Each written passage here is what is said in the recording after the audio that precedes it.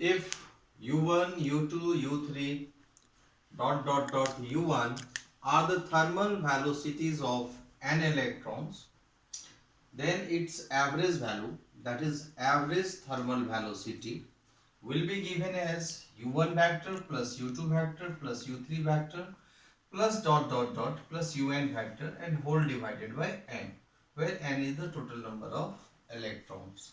So it will be 0. Why it will be 0? Due to the random directions. Now we have applied the potential difference V and already discussed that an electric field is set up with the velocity of a speed, and the magnitude of that electric field is given by E equal to V by L, where V is the applied potential difference and L is the length of the conductor. Now each free electrons will suffer the force, and what will be that force? That force will be F equal to E into E. This is the charge Q into E. We know that F force is equal to Q into E. So here is an electron and charge on an electron is represented by E. Therefore the force is equal to F, that is equal to E into E. This much force is acting on all the free electrons. This force produces acceleration A, and that is given by F by m from Newton's second law of motion. Here F is equal to E into E and divided by m. What is m? M is the mass of the electron. These electrons keep on accelerating till they suffer collision with ions.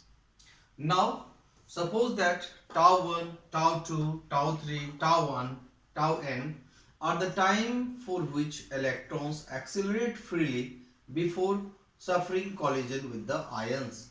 Then what will be their average final velocity? So the average final velocity will be v1 vector plus v2 vector plus v3 vector plus vn vector whole divided by n.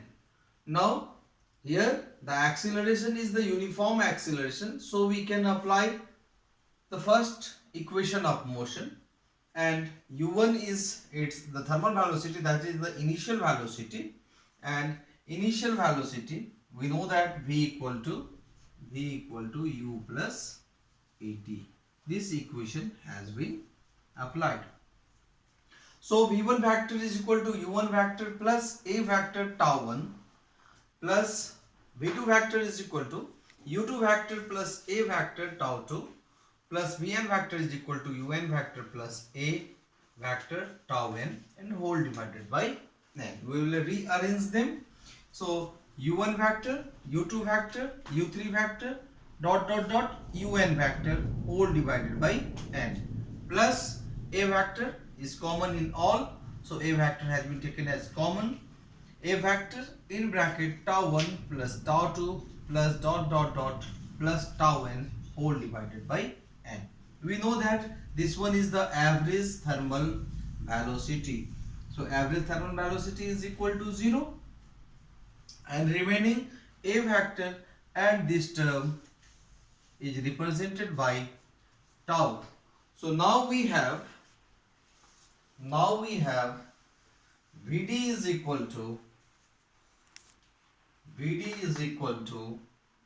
a vector, Vd vector is equal to a vector into tau. So if we put the value of a vector, we have already calculated a here. So this is equal to E into E by m into tau. Now here E vector and here is Vd vector.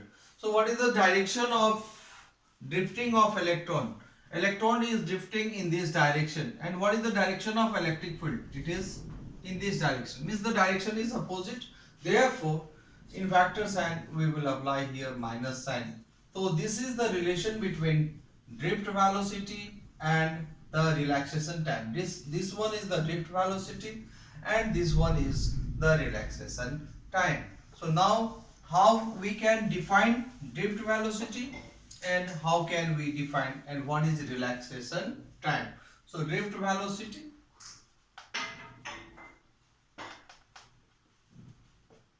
It is the average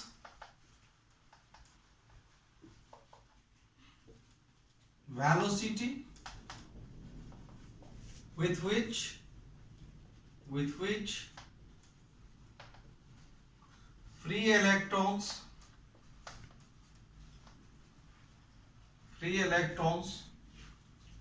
moves in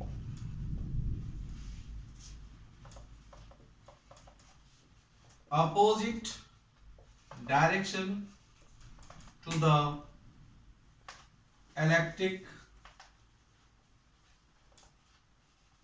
field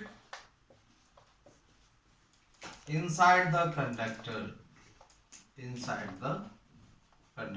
this way we can define drift velocity. What is the range of drift velocity? The range of drift velocity is 10 to the power minus 3 to 10 to the power minus 5 meter per second. It is very small. So drift velocity of electron will have very small value. Now what is tau? Tau is called relaxation time. It is the average time. It is the average time lapsed between two successive